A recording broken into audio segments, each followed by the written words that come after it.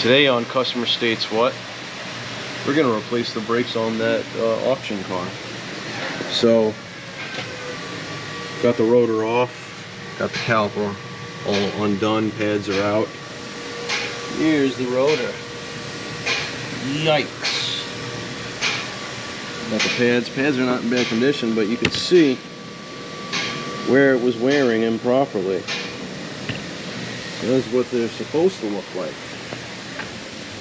Ooh, brand new. A good tip when you're replacing the brake pad wear sensor, look in these pins right here for any corrosion. I found some corrosion here, so I'm gonna have to clean that out, put some dielectric grease in there to promote a good connection. If you leave this corrosion in there, it will set off, or it could set off, a brake pad warning light, and it would be a false warning because there's brand new parts here. Even though you got a brand new sensor, corrosion equals resistance. Remember that. So now that we have everything together, everything's clean, lubricated where it needs to be. Wear sensor is mounted up properly, brake line is mounted up properly. Wires are all within their respective holders. Brand new.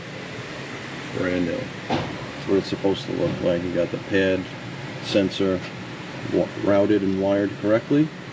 Greased and cleaned connector. Passenger side.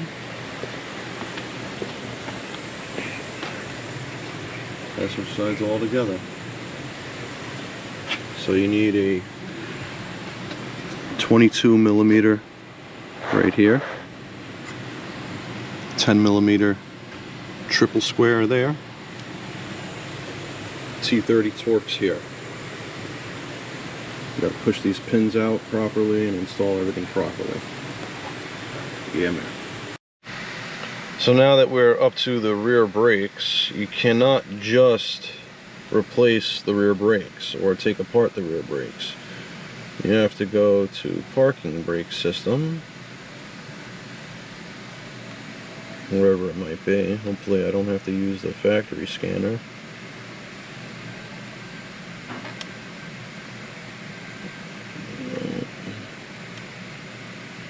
No. Alright, let's see if it's in brake electronics. I hope so.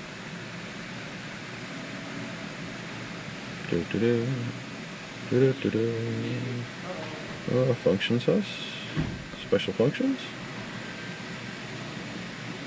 Brake pad replacement function. See that? Right there.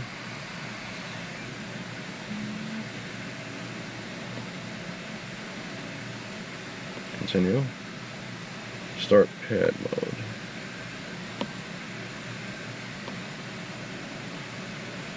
Now the rear electronic brake calipers are opening up.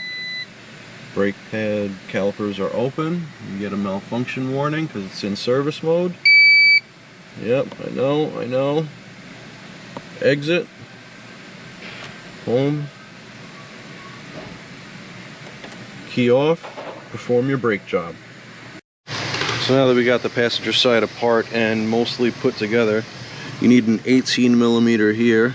For the caliper bolt here, bracket is 13 millimeter. So good practice, we put grease where the piston comes in contact with the pad, where the pad comes in contact with the caliper bracket. Also the caliper backside right here, where it comes in contact with the pad right here. Now here's the old rotor, looking like caca. Old brake pads. Looking like caca. You can see where it was riding improperly and wearing improperly. Collecting dust in the channel there. So this customer is going to be happy when the brakes feel brand new. So now that we have replaced the rear brakes, now we go back into brake electronics.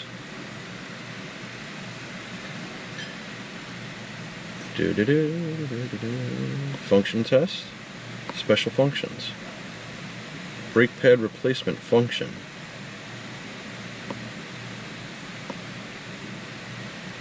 end pad change mode. So that's going to close the calipers. Yep, the rear brake pads are closing. Please wait. Calipers are now closed. Procedure complete. Make sure the e-brake applies. Make sure it de-applies. No warning lights. Exit out. Key off. Rear brakes are done. So this is the aftermath. Here's your front rotors. Here's the other front rotor. Here's the rear rotors. This is what happens when you don't drive your car. This is what happens when the car sits. This is what happens when you only drive 1 or 2 miles to point A to point B and then shut the car off. Now, brand new. Brand new. Brand new. Brand new. Now we're going to get that reptile fluid out of that brake master cylinder and put fresh fluid in that. So now that we are complete with the vehicle, the customer is going to be very happy. They actually bought new shoes also, but the brakes, brand new. All 4 tires are brand new. All 4 brakes are brand new. Brake fluid has been exchanged.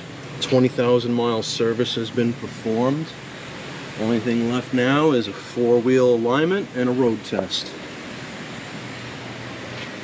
Thank you. Like, subscribe, hit that bell notification for further content.